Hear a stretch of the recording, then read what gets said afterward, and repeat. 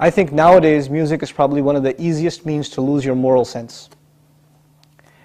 Music is audio pornography today. That's what it is. It's explicit, it's shameless, it's vulgar, it takes your sense of humanity away from you, it makes you look at women as objects, worse than objects, worse than animals. And these people are talking about women like they're talking about, an animal, really. It objectifies women, and especially I've noticed a lot of the brothers that I know of, Muslims, that are really into the hip-hop scene, and they're kind of doing the hifz of the song, right? They're memorizing the song, and they're really good at reciting it with perfect tajweed too, right? And so they do that, and it's just horrible language, horrible, horrific language. The only simple response I have to that, if you have any regard for the Book of Allah, that you really think it's from Allah, بِئْسَ الْإِسْمُ الْفُسُوقُ بَعْدَ الْإِيمَانِ. Even the name, the mention, the word for something bad is terrible once you have faith. قُلْ لِعِبَادِي يَقُولْ الَّتِي هِيَ أَحْسَنُ.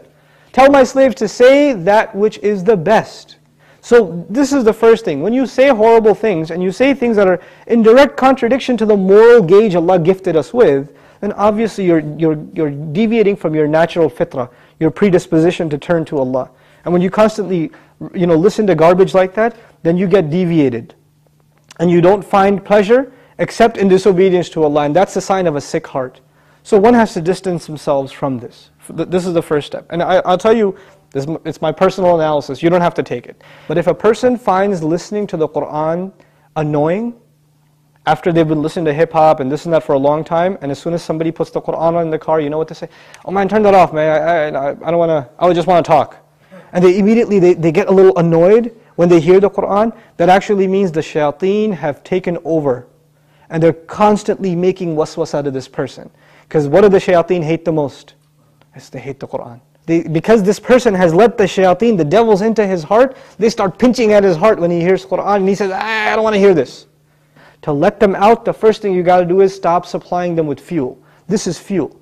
This useless wasting of time, this is fuel for shaitan. They love that you waste your time. They love it. Because the one asset, the one piece of wealth Allah gave every human being is time.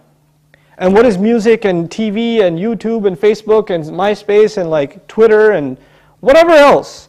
If you're spending hours and hours and hours on this stuff, what is it except destroying your time? It's taking that one asset away from you. Shaitan would love nothing more. May Allah subhanahu wa ta'ala give you the strength to get away from these temptations. My advice that I keep going over, I can't get enough of giving this advice, find better friends. Find company that is not into these things and try to spend more time with them, and inshallah you'll wean yourself off of these habits. Bi-idhnillah.